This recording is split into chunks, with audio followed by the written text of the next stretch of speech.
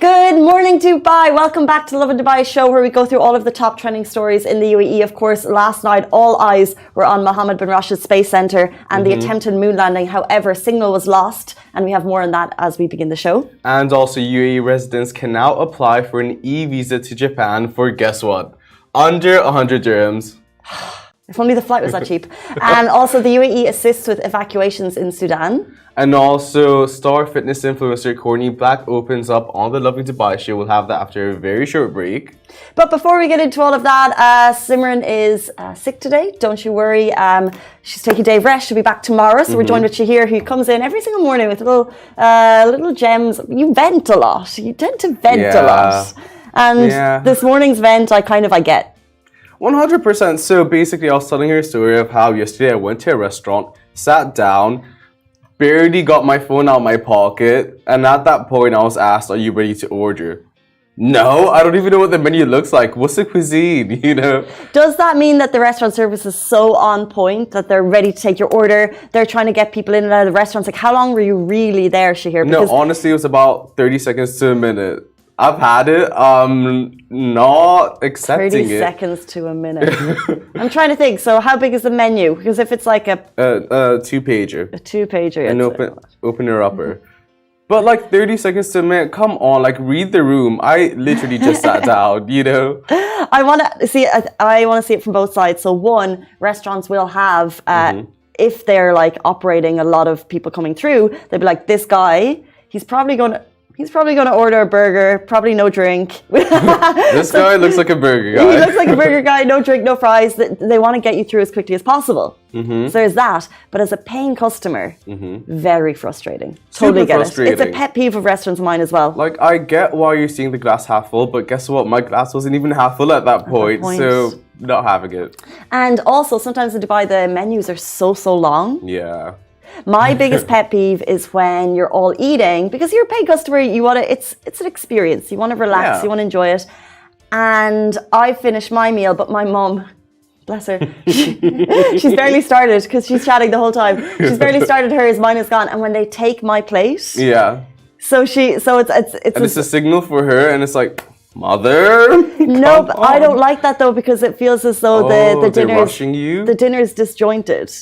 So when they lift your plate before everyone's has finished, that's one of my pet peeves. Yeah. But then that's like pressuring you to order something else. Maybe it's like a tactic. Reverse psychology. I think it's great service, but it's beyond great service, because they're really trying to get the table clean, but we haven't finished our dining experience. Like, we're happy with like lukewarm service. You don't have to go all the way. You don't have to go all the way. Good service is good enough. We don't need great service. Bring the bread. Yeah. Bring the bread. Bring the water. Bring the olive oil if it's a nice place. Bring the balsamic. We're all about it as we peruse the 7-page menu. 100%. And then we'll get to the meal. I want to trip through Europe, you know? I want to trip in Venezuela. It depends on the cuisine I'm having. I want a journey. I don't want to feel rushed. You know what is one more thing? Just thinking of like, Japanese. I hate when you ask for recommendations. Yeah. And they say the most expensive one.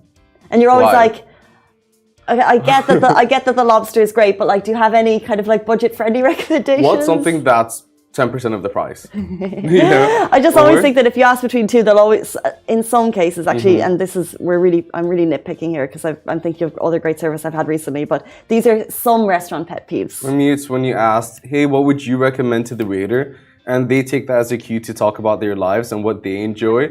Like, I appreciate it. Oh, I like that. But let's keep it short. Like, get to the point. We're rushing here. I'm hungry. I like that because I think that, as I like when they've eaten the whole menu and they can really tell you. I actually like when there's a bit of kind of... Yeah, but then when they go off on a tangent. That being said, we do really appreciate the waiters and all the hard work that they do. It's so funny how like we both have like different summaries based on... the exact same points. Restaurant pet peeves, guys. We'd love to get your thoughts. Okay, let's just jump into our top stories today. Signal lost during the UAE moon landing attempt last night, which of course was the Rashid rover, and it was going to be the first moon landing attempt by an Arab country, and it was going to be an exploration mission by the adorable Rashid rover. So all eyes were on Mohammed bin Rashid Space Centre social media last night. It was exhilarating. It was exciting as we were waiting for that historic moment of the Rashid rover to land on the moon. So it was the Hakuta R lander, which aboard it was the Rashid rover and began phase 1 of the landing sequence last night at approximately 8:40. However, the Mohammed bin Rashid Space Center lost communication with the Hakuto R lander, which of course, as I said, aboard had the Rashid rover. So engineers were quickly investigating the situation and announced later in the evening that iSpace has updated that they lost communications with the Hakuto R lander and have not been able to confirm a successful landing. Their engineers are continuing to investigate the situation and will update all of us once they finish investigating, while the New York Times reported that the spacecraft likely crashed during the moon landing attempt.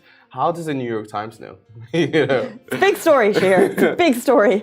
How are they so on it? That's the first thing that I thought. Like, who's giving them the tea? Because there is direct communication. So everyone had the tea because everyone was watching the live attempt. Okay. And what you could see was that they were like, okay, it's coming, it's going at this kilometer per hour. And what they assume is that it just, it sped up when it wasn't meant to. Okay. They lost the signal. They were hoping that the signal would return. So it was kind of normal to it was okay that the signal was lost. However, when the signal was not found, they are saying that it's likely that it crashed because it probably sped up. Yeah, I get you. And then, the equipment, the software just, I don't know what happens when it lands on the moon. All I can think of is you have signal with basically spaceships all the way there, but I can't get a good Wi-Fi signal in my own apartment when I go to the balcony. Preach. When you said when I go to the bat, and I was like, we don't need to know, Shahir, when don't get Wi-Fi signal. You don't get Wi-Fi in your balcony? You need to talk to Duretti's lot. I get pretty solid Wi-Fi in my balcony, unless you live in a really big place, and then you need to think of a router. That not big enough. We're not big at all, in fact. But the whole Wi-Fi situation, I don't understand how the signal works so far in space. That's the one thing that's on my mind. But there are always these questions that you're able to land this, this rover on the moon for exploration purposes, but Shahir can't get Wi-Fi on his balcony. So those are the top questions of the day that we'll look to answer later. I mean, do you not think it's mind-boggling that we can send a whole device, a whole mechanism, a whole tank to space? To the moon. I hear you. I still find airplanes mind-boggling. Yeah, so, that's true. I get it. Speaking of airplanes and speaking of travel that we can actually access. That was a good segue. Thank you. So guess what? UAE residents can now apply for an e-visa to Japan for under 100 dirhams. So with the weather getting hotter and the days getting longer, that can only mean one thing. Summer is just around the corner. Oh yeah. With that, it's time to get those summer plans in order. And what better way to do so than by traveling? So if you love to travel the world and experience new cultures, then it's safe to say that Japan is and should be on your bucket list. The good news is that UAE residents can now apply for an e-visa under 100 dirhams. Amazing. And this isn't just citizens, it's residents. So UAE residents can apply for the e-visa to Japan. From March 27th, Japan's Minister of Foreign Affairs announced the new online visa application. Also, they stated that all UAE residents in the UAE and Saudi are eligible to apply for a short-term visa.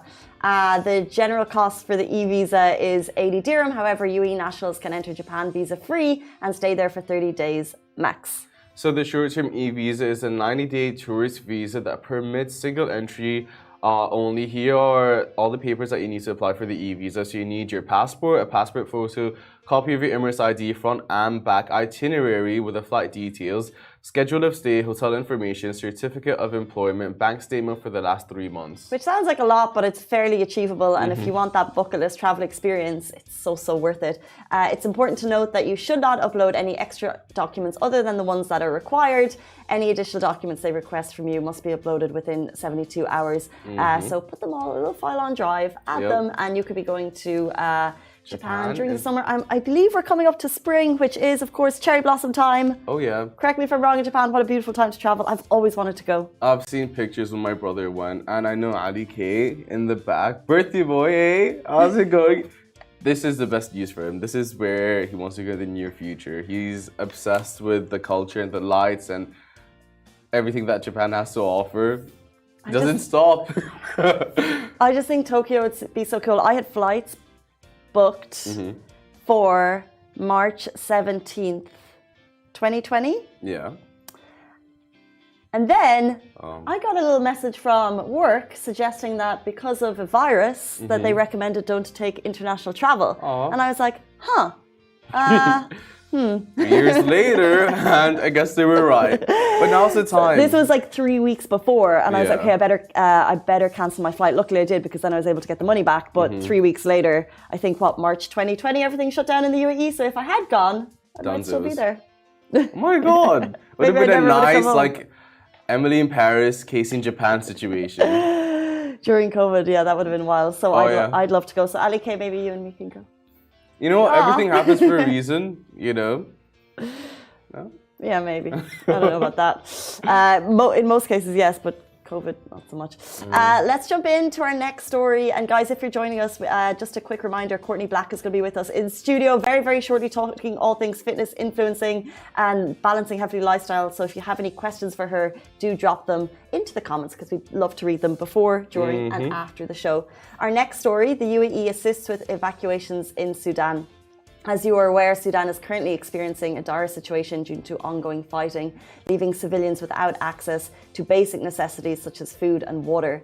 In response, the UAE has evacuated its citizens and nationals of a number of countries from the Republic of Sudan. The government has also provided hosting care and services for 19 different nationalities during its evacuation operation from the port of Sudan, in preparation for facilitating departures. The evacuees will be hosted in the UAE, and this is UAE nationals and also from 19 countries, before being transferred to their home countries. So the Ministry of Foreign Affairs and International Cooperation announced that in line with its commitments to humanitarian assistance and strengthening global cooperation and solidarity, the UAE has evacuated its citizens and nationals of a number of countries from Sudan, aligned with humanitarian values based on providing protection for civilians and extending assistance to countries in times of need.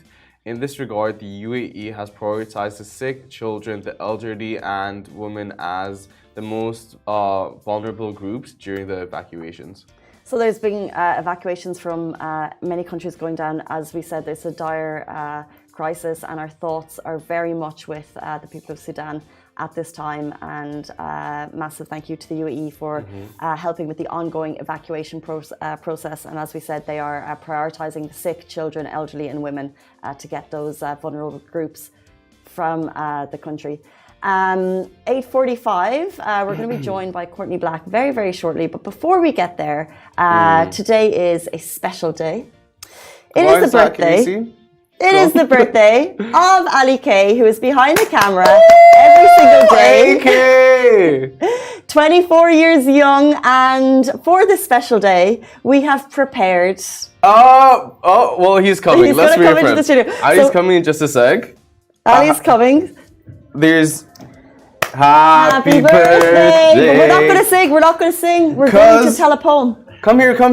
We have written a poem for Ali K. Welcome to the studio. Happy birthday! Okay, so it's needed the piano music. Oh my God, that's us. Sorry. So let me just pause this for a sec. Happy birthday. How does it feel to be 24? I still feel 17, to be honest. Same. You know, I feel you. That's how you feel deep down inside. But in that honor, we have a little poem for you. Casey and I will take turns to read it, and I appreciate our love to you. Okay. There's a guy on our team. His name's Ali K. He's on the production crew, making things okay. He's got skills and he's fast, a real pro all the way. And we're grateful for Ali every single day. We mean every word. When things get hectic, Ali's in the zone. He gets things done quick, so we're never alone. He's like a superhero, but with a headset and phone, and he saves the day, even when we're prone to groan. So here's to Ali K, our production whiz. He keeps us on schedule, and we never miss. He's the glue that holds us together, without a doubt. We're lucky to have him. Of that, there's no clout. Happy birthday, Ali! Happy birthday! Happy birthday hug! We love you! Thank you for looking after us, keeping us on time. What was the black memo? I didn't get it. The what? The outfit memo. It's a birthday thing. Basically, Mentally, we're so aligned that we don't have to talk about it. There's no memo. We wake up and we know the other What's it person's called? vibe. Black what? The outfit memo. All back everything. Before you leave us very quickly, do you want to tell everyone what you do and tell us everyone what your job is? Okay, so I'm the Right? I'm the boss. Did anyone just hear that? He was like, I'm the boss. I'm the guy behind the scenes, behind the show. I do most of the broadcasting here, and all things video. Okay. See, I set this up, but I don't even realize. You know what? Yeah. Production, you do a ton. Yep. You juggle a lot. You have to balance and be aware of everything, and you do it so well. And you're always on it. So thank you, Thank you. and happy birthday. Thank you. The wheels would not turn without Ellie K. So thank you so much. It feels really odd being in front of the camera because I'm usually behind. What does it feel like? Describe the sensation. I don't know, man. You can see I'm very speechless. Right. Thank you, and Ali. happy birthday. We have a guest coming on right now. Yeah, do you want to introduce? Courtney Black, We have Courtney Black coming in. She's a fitness influencer from England. from England. We'll be right back after the guest break. Woo! That's Ali K for ya. That's Ali K for ya.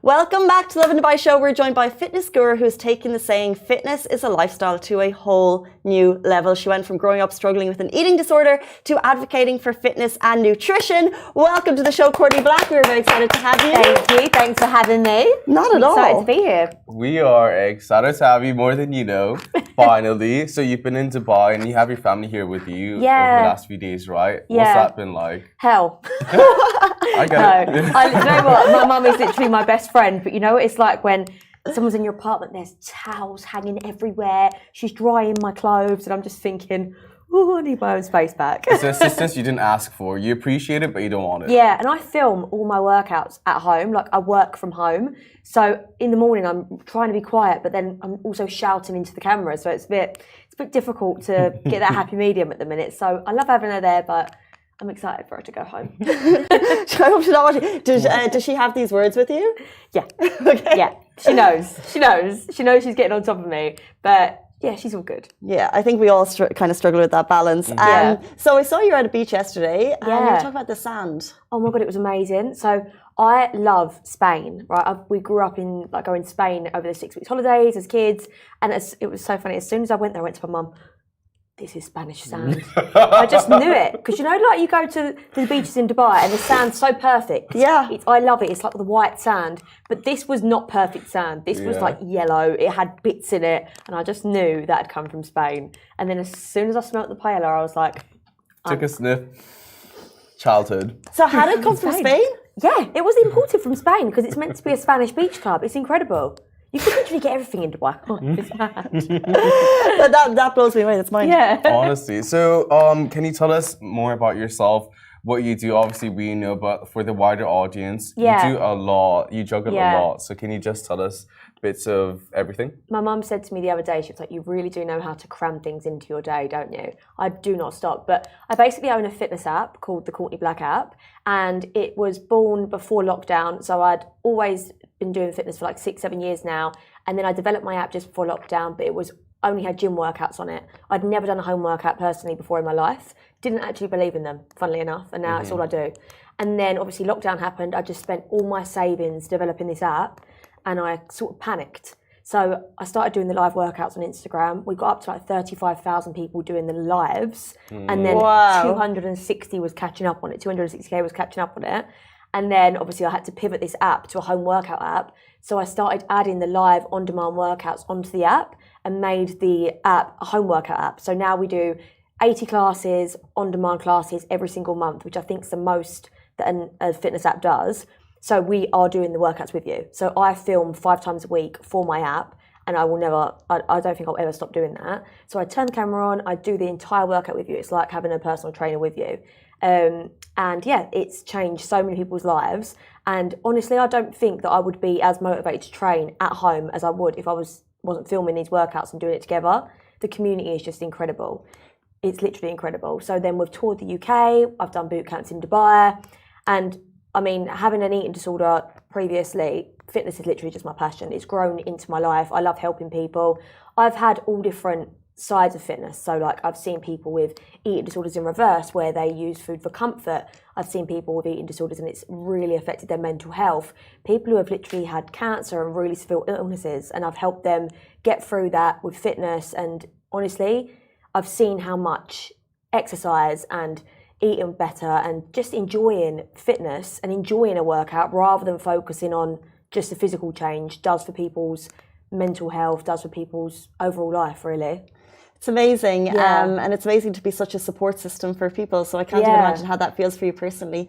But just to jump back, so you started the app. What came first? I guess this like fitness influencer or the app? Like, were you always on social media? And how did that journey start? So I've had quite a large social media followers since I'm about 17. I'm 26 now. So I started when I was really in my deep eating disorder phase, but I was posting a lot of fashion. And then brands stopped working with me. I was getting a lot of horrible messages. I was really like insecure. I was so like miserable. I lost a lot of friends and like really close friends and relationships because of how miserable and moody I was being because of my eating disorder. Right. So then I started turning to fitness. I started gaining weight, started posting my transformation, my videos and stuff.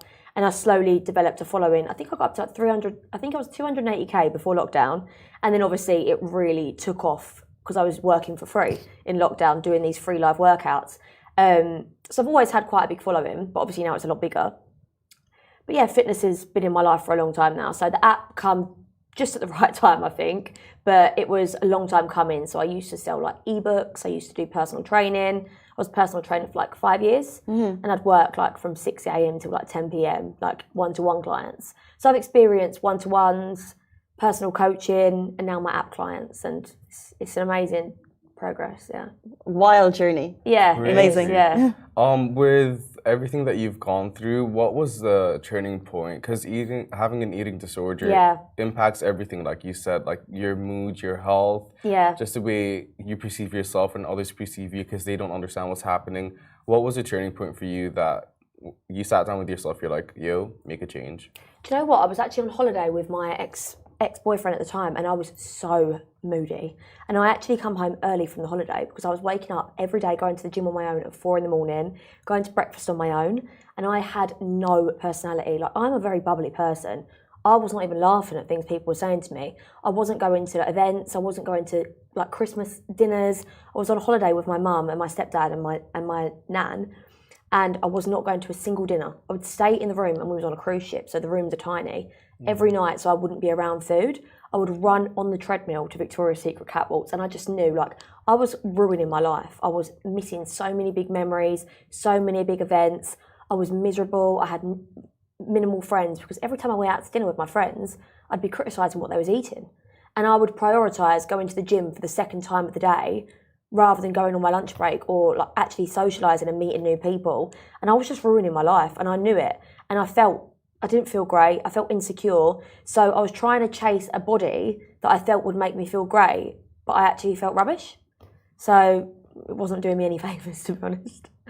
You're sharing this story now, and like when you talk, even I get goosebumps because I can imagine what that transformation was like, and you shared it publicly as well. Yeah. So you must have an amazing response from your audience, and they must kind of like they really know you. Yeah. So do you have any kind of touching stories from audience members? Oh, so many. I literally get, whenever I go to like beach clubs here, for example, or just out in the mall and whatnot, and back home obviously it's a lot stronger. But when I organise like these group walks and people come and meet me, people have had like serious illnesses. Like I know people who have broken their backs and they didn't think they'd ever be able to train again. I have one lady on my app and she's got one arm, and she, honest to God, she goes to me, you motivate me every day to get up. She's done every single workout with me through lockdown. She gets a platform and she does her press-ups on it. People have literally had eating disorders, their kids have had eating disorders, and to just know that I can be that help for people. I mean, the pictures that I get sent is just incredible. And you see how much people have transformed their lives. But it's not just people who are under eating, it's people who as well might turn to food for comfort, and they've seriously gained a lot of weight. And that can really make you feel insecure, it can make you feel sluggish, it can make you not want to go out in the same way that being underweight can and not wanting to eat can. And to know that I've helped them people, and it is possible for anyone to do. You don't need a fancy gym, you don't need any fancy equipment, you don't need money. It's literally cheap, it's effective, it's at home, and I'm helping people get these results, even with their food. Like, food shopping can be expensive. People don't know how to cook. People are worried that cooking's going to take too much time. Making this accessible for all them people is life-changing. So what advice would you give people who are struggling with just fitness and nutrition in general? What would you say to them? What's step one? Follow people that are actually going to help you rather than people that are going to make you follow an unrealistic standard. I mean, I done it for a long time as well. Like, I was probably giving out an unrealistic standard. My recipes, my workouts are achievable for anyone. Go slow. Don't try to do it all at once. And as well, like, people, I think when they're just starting out, they think they've got to do like a 2-hour gym session. You really don't. Like, 30 minutes, 45 minutes, 3 to 5 times a week is all you need. And if you're even struggling to get that 30 minutes in, just tell yourself you're going to do 10. I guarantee you're not going to do 10 minutes. When you get started, you're going to do 30, you're going to do 40, and you're going to build up to it. And throughout all of my live classes, I always say to people, look, I might be like athlete standard to these people, right? You can't compare yourself to me. But if you take 10 breaks throughout a workout, but you don't turn that 45-minute workout off, next time you do it, you're going to take 8. Next time you do it, you're going to take 6. But if you keep turning the workout off at the same position, you're never going to get further.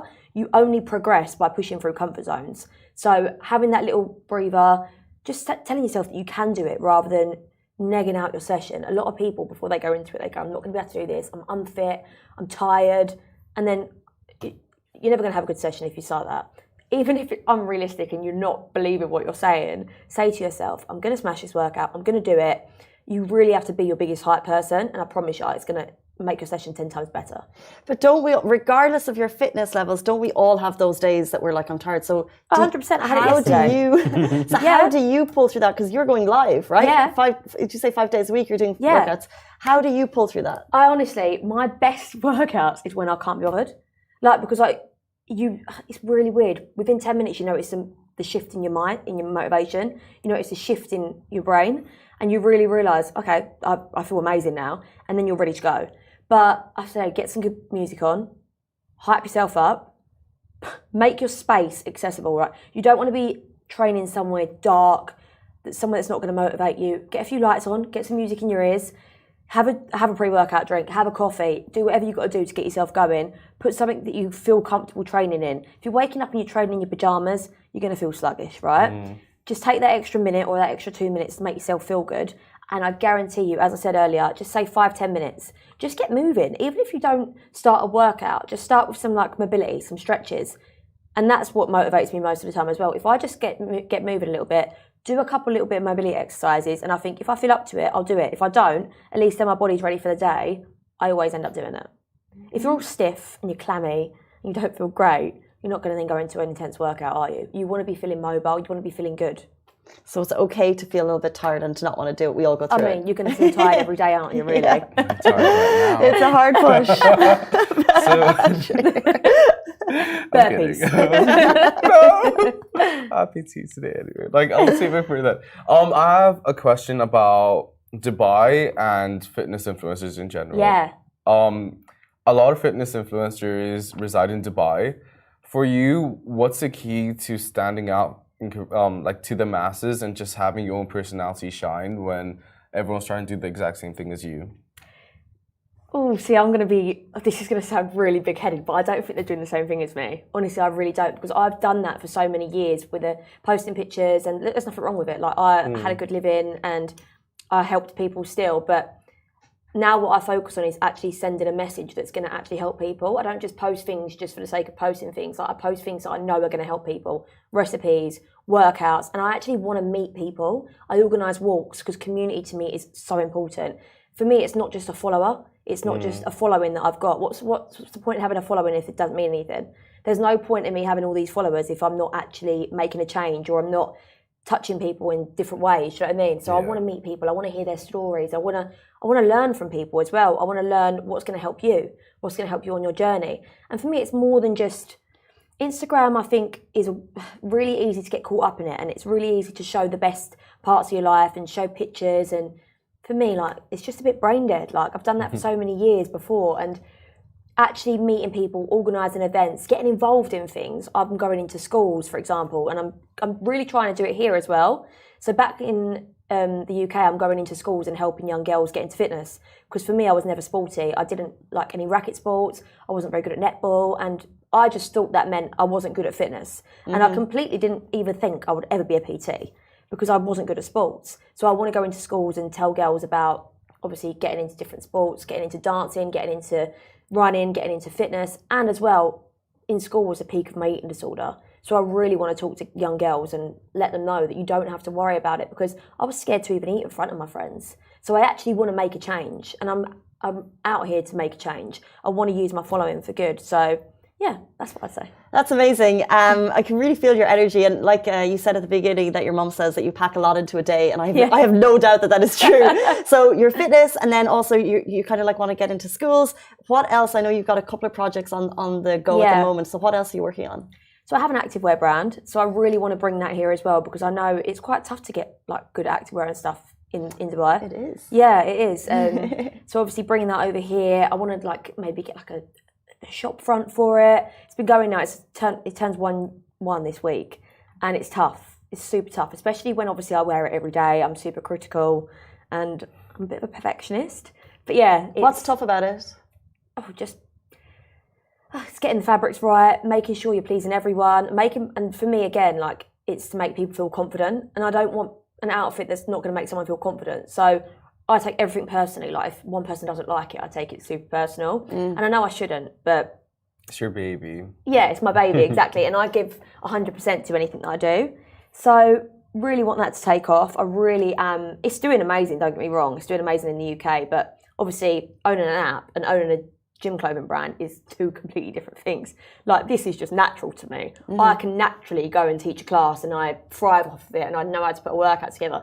I don't know two things about clothing, so I really had to learn on that one. But I love learning, and I always like to have new projects on the go, new passion projects, and doing things as well that are not businesses. For example, going into the schools, organising the walks, organising boot camps, meeting people, things that are not just, you'd say, like businesses, money makers, or a job. I want to do things that are actually just giving back a little bit, and I genuinely mean that.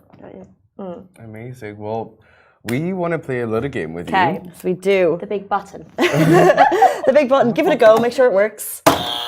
So we're Loves calling it. the game Fit or Fake.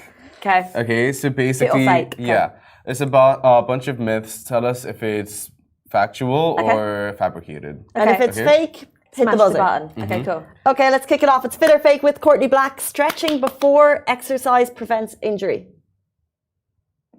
That's a Really? tough. It's a tough one because you don't stretch before you exercise. So if you do static stretches, you're actually cooling your body down. So you need to mobilise before you exercise. Does that It's mean? not the same thing. Like dynamic stretches. So like you might do some thread the needles, some great stretch, some walkouts. So it's more about your warm up and your mobility, It's just not a stretching. thread Got you. needle thing. That if you just do that, what's that going to do? It's going to No, cool like you on down. the yoga floor mat thing. You'll see Yeah, me like on the gym moving. always like this before because I think Little that's what I'm down meant dog to into do. an up dog, you know. Yeah. No, I'm not kidding. So that's not Follow beneficial. my Instagram. Loads. I need to have a conversation with my PT then. Yeah. Okay, thanks for that. Okay, you need supplements to see results. No. What's the truth? Well, you just don't. You can get protein from your diet. You don't need. What do you need supplements for?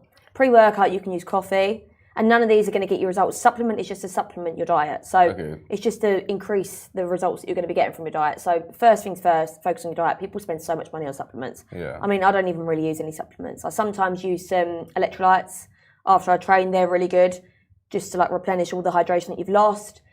I sometimes use protein powder if I fancy a protein shake, and I sometimes use like some pre-workout. But the only supplement I do really recommend if you're trying to gain muscle is creatine. It's a really good supplement, but I mean, you don't need it. Yeah. Bamboozled. You can out exercise a bad diet. Yeah, that means if it's that I don't believe it. Yeah, Really? yeah. Exercise. This is going to sound really odd to you guys. Exercise is not the best way to lose weight, right? Exercise has got so many other benefits than losing weight. Exercise is about mental health. It's about feeling good, being productive, sleeping better, feeling better, having a better life. So your whole day exercise is probably about 4% of it. And exercise actually only burns about 10 to 30% of the calories you burn throughout the whole day. So if you're then ruining that with your diet, Counterproductive. yeah. So if your goal is weight loss, for example, rather than just trying to spend hours on the treadmill, hours on the cross trainer, you actually need to be in a calorie deficit. So you need to focus first on your diet. Of course, exercise is going to help. It's going to increase the calories that you're burning throughout the day, but it's a very small percentage compared to the overall.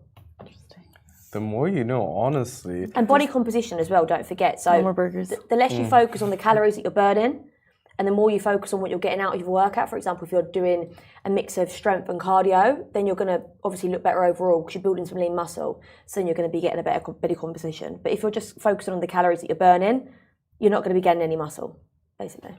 Okay, so you need to hit an hour of working out to see results and get fit. How much time? Please tell me it's less. Well, yeah, I mean, I train 45 minutes a day. And I train 5 times a week and I get the best results ever. And I mean, loads of people on my app train for like 30 minutes. I do 25-minute express sessions. Again, it's such a small percentage. That extra 20 minutes is probably going to burn 50 to 100 calories more. It's in the grand scheme of things for eating 2,000 calories a day.